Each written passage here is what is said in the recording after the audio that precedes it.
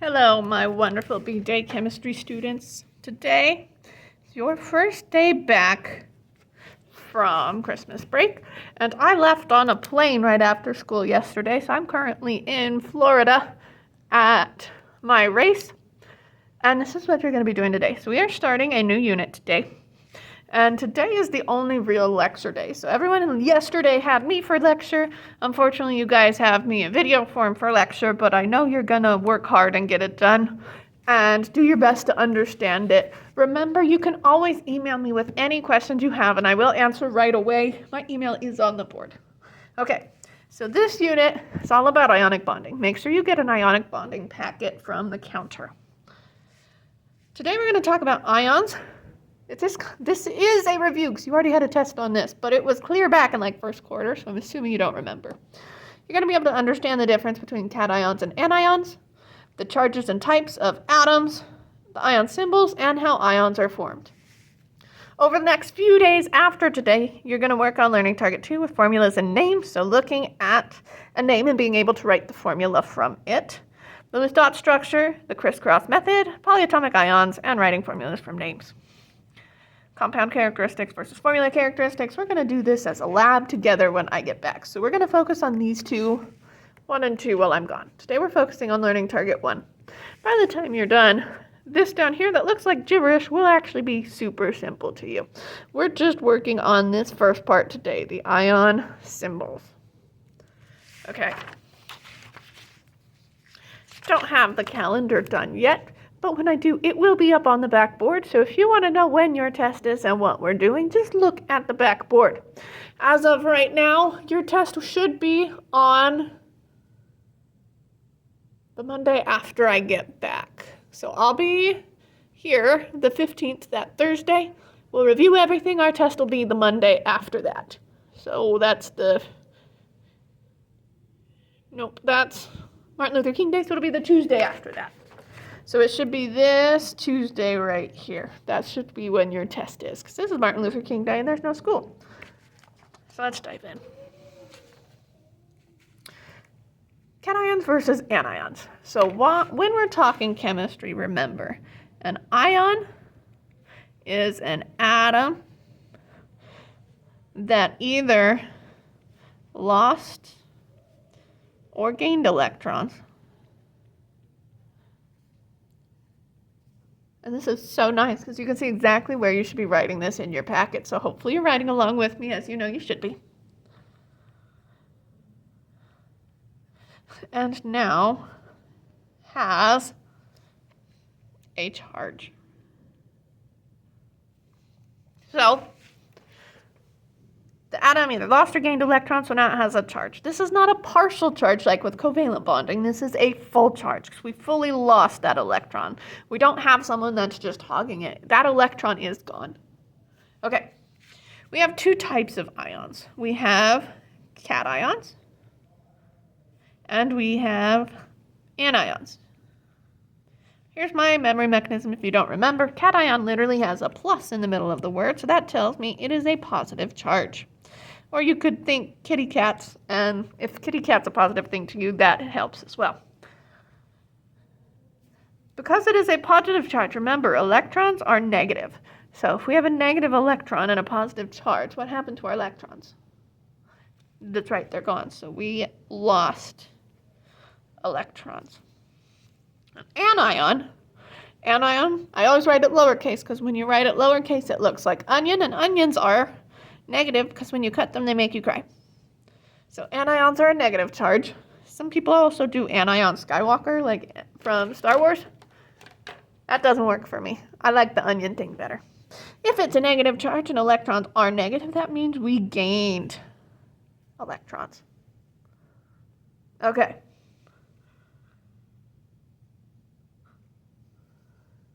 Okay on this? Questions? Comments? Remember, if you have questions, you can always email me and I will answer as quickly as I am able and as quickly as I hear it. So make sure if you have questions, you're reaching out so I can help you. Okay, next, the why. So the why this happens has to do with, remember that off-bar diagram? And if you don't, it's those squares. So we had like 1s, 2s, 2p. So for example, if I had an element like, say, lithium, lithium would have 1s2 and 2s1. So lithium's actually going to lose one because if we kick that guy out, he's going to be at a noble gas configuration. He's going to be happy. His last orbital is going to be full. It also does this because it takes less energy for atoms to be full and happy. Remember, typically full and happy is the octet rule. And remember, an octet is how many? How many does each want? Well, each wants 8. So if they reach 8 or a noble gas configuration, or they're similar to column 18 here as they can be, they're going to be lower energy, they're going to be happy. So by kicking that one out, lithium becomes very similar to helium here. So it only has 2 electrons now. So that makes it stable, that makes it happy. It also allows it, like I said earlier, to fill your outer shell. So you're less reactive, you're more stable, you're lower energy. Okay, now let's review a couple of things about the periodic table here. Remember here, that is our S block. This is our D block in the middle here. Sorry, it's getting cut off by the words. And that comes from up here, this off-bar diagram, the 1s, 2s, 2p, 3s, 3p. This right here is the P block. We don't have the F block on here. With these, we have our little staircase, and our little staircase goes like this.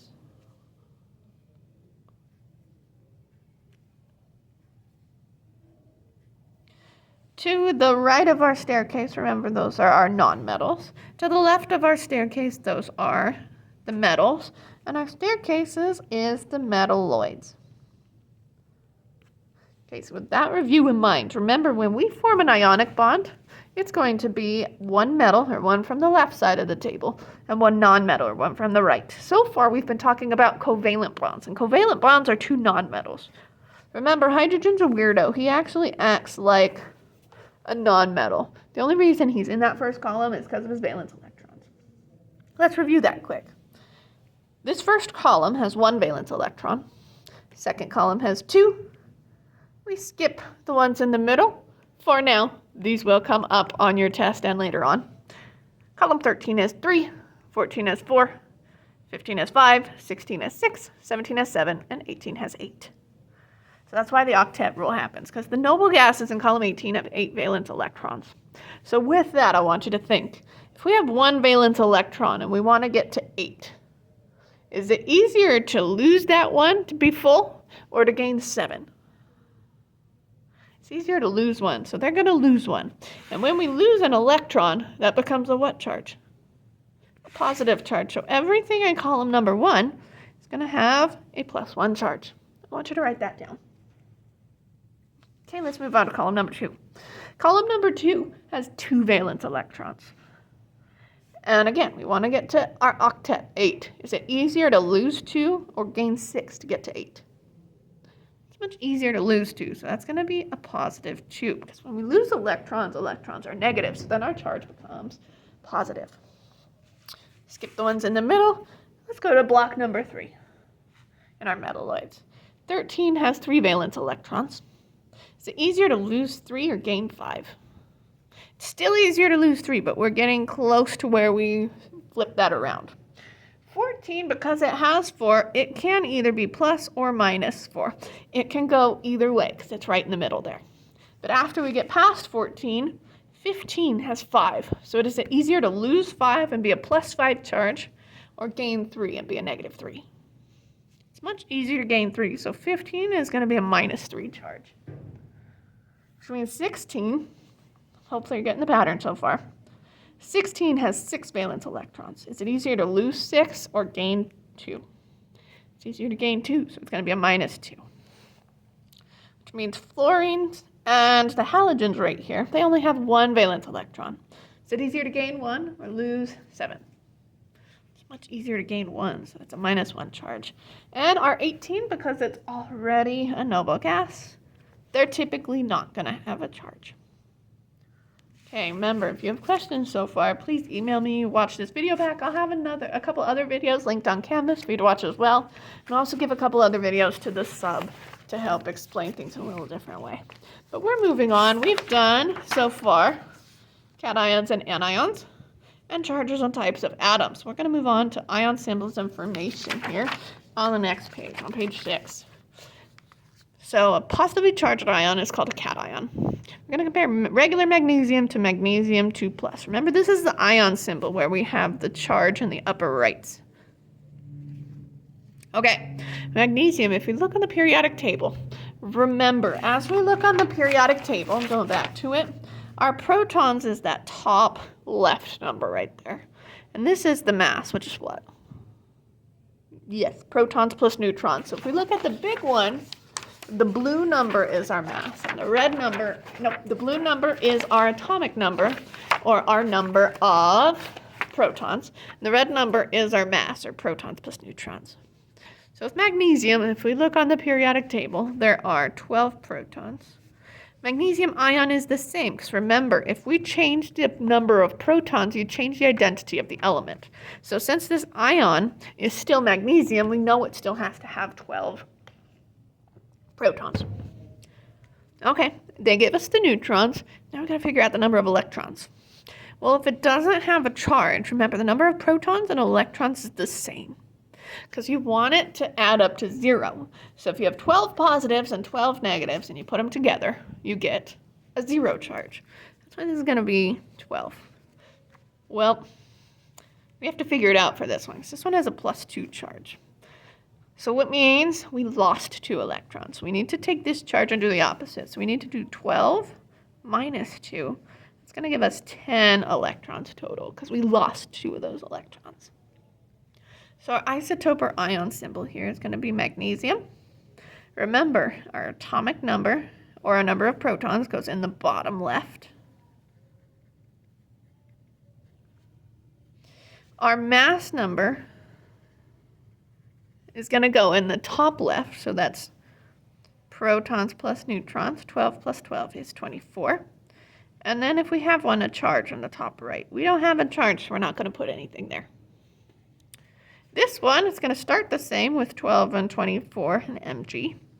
But this time we have a +2 charge, and that tells us the amount of electrons as well. Okay. The other column, electron configuration. So let me grab another periodic table so you can see this easier. Actually, let's just go back to this one. So remember, we have the S, the P, and the D block. So we're in the first row. So we're at 1. We're in the S block. There's 2 elements. Have we gotten to magnesium yet? Nope, so that's 1s2. We're in the second row. We're in the S block. And how many elements are there? There's 2, so we have 2s2. You do know how to do this. This is just a review. Things come back in chemistry, as I've told you guys before, so hopefully this is ringing a bell and you're not like, oh crap, I forgot all of this. So we're still in the second row. We're going to come over here to the P block, and there's 1, 2, 3, 4, 5, 6, and we still haven't got to magnesium, so that's 2p6. Then we're in the third row in the S block, and there's 1, 2 before we hit magnesium, and then we hit magnesium. So I'm going to copy that over here on this. So we have 1s2, 2s2, 2p6, 3s2. For magnesium 2+, remember the 2+ means we lost 2. So if we look at this, which 2 would we take off? Yeah, this 2 on the end right here, it doesn't really fit. So it's going to be 1s2, 2s2, 2p6. Well, if we look, that's going to be the same as what? So if we take away 2, magnesium is now similar to neon, which is a noble gas. So that's going to make it stable and less energy, like we talked about with our Y earlier. Okay, our Bohr model. So magnesium is in the third row. So that's going to mean how many rings? It's going to have 3. So 1, 2, 3. In the first ring, there's only 2 elements in the first row of the periodic table, as you can see. 1, 2. So that ring can only have 2. So we have 10 more electrons to put around this thing. Well, if we look in the second row, oh no, that ring can have 1, 2, 3, 4, 5, 6, 7, 8. So we're going to put 8 in the second ring. 1, 2, 3, 4, 5, 6, 7, and 8. So we have 10, and we just need 2 for the outside. Magnesium 2 plus is going to be similar, except because we lose these 2 on the outside, we only need 2 circles. We have 2 and 8 still. And because our outer circle is full, that's why this ionic bond forms the way it does. That's why this ion forms, so it can be super stable with a full outer ring. This one's less stable because it has 2 in its outer ring. That's not full, so it's going to be very reactive.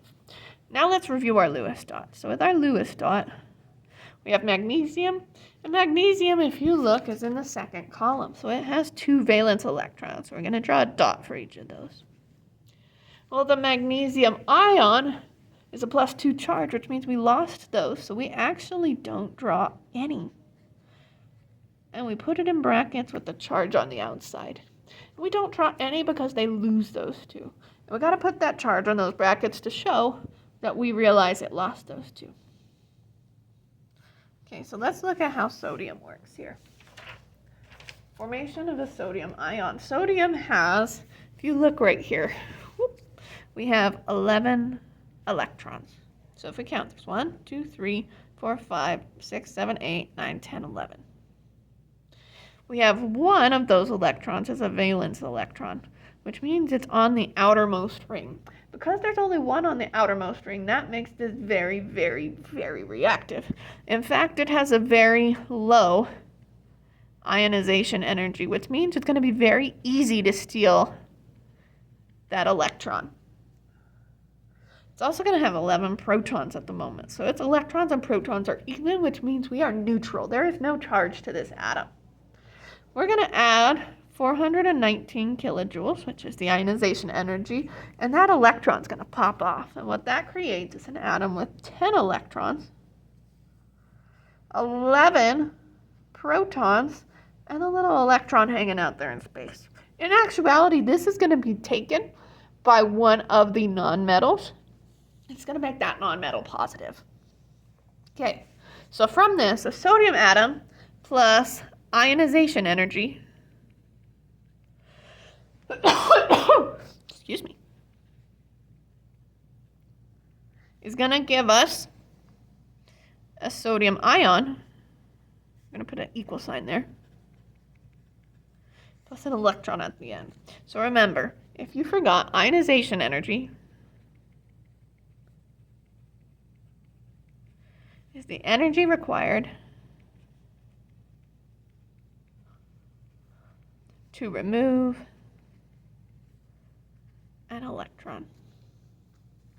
Okay, if you have questions on how positive ions form or that isotope ion symbol, please email me. You will be practicing this in a second. Okay, flip it over.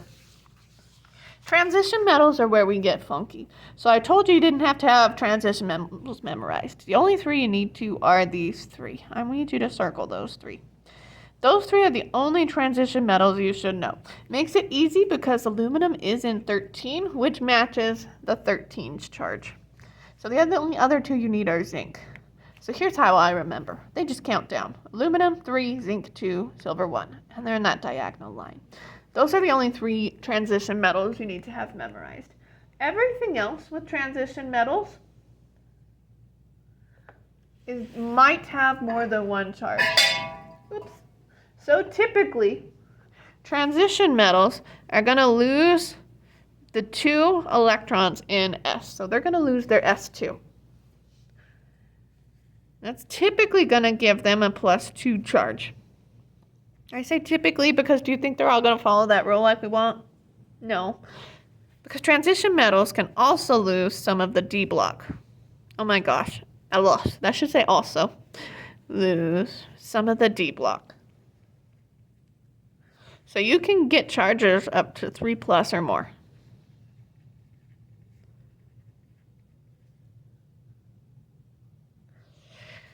Because of this, most transition metals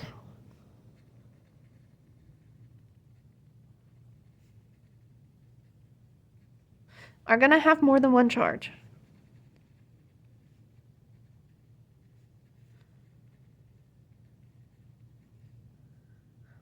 And because most of them have more than one charge, these are the only 3 you need to memorize. We physically have to tell you the rest.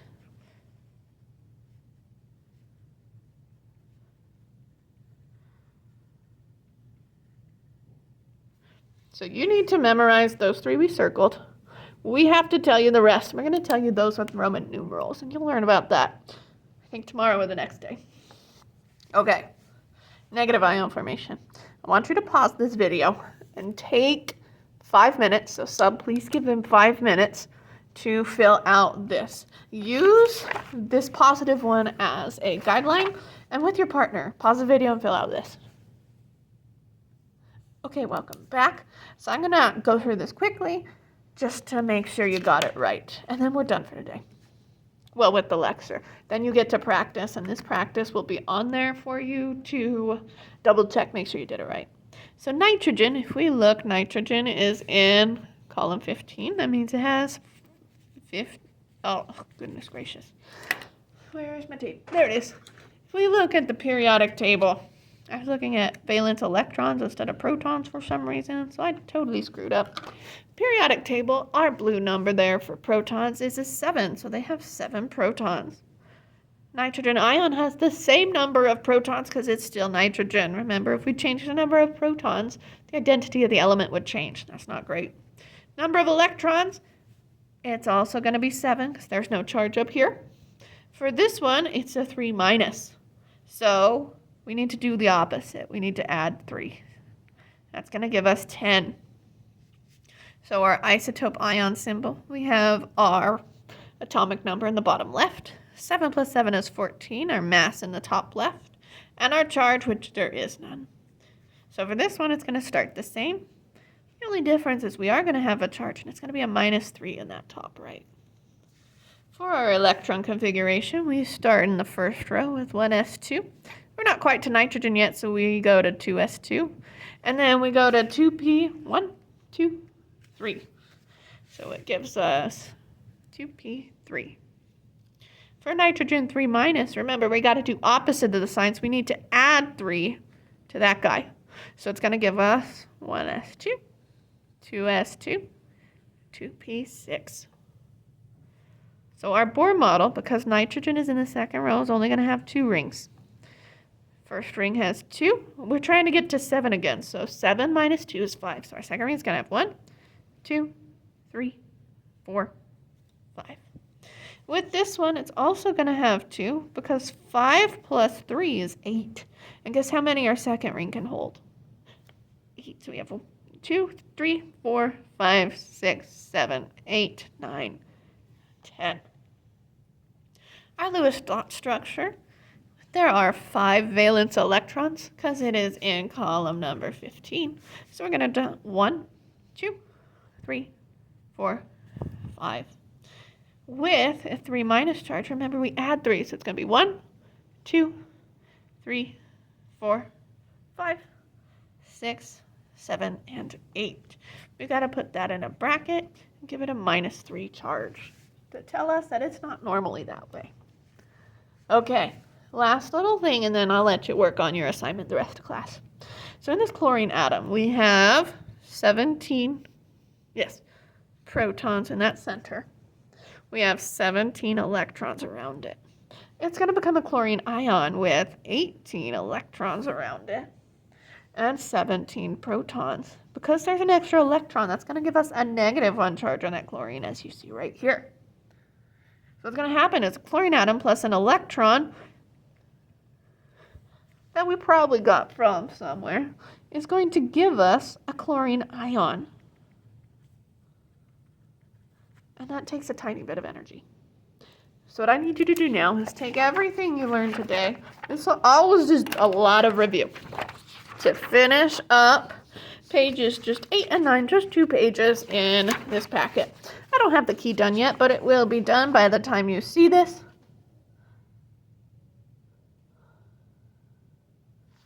So this one, for example, just tell us how many is lost and gained. You didn't need to say the charge.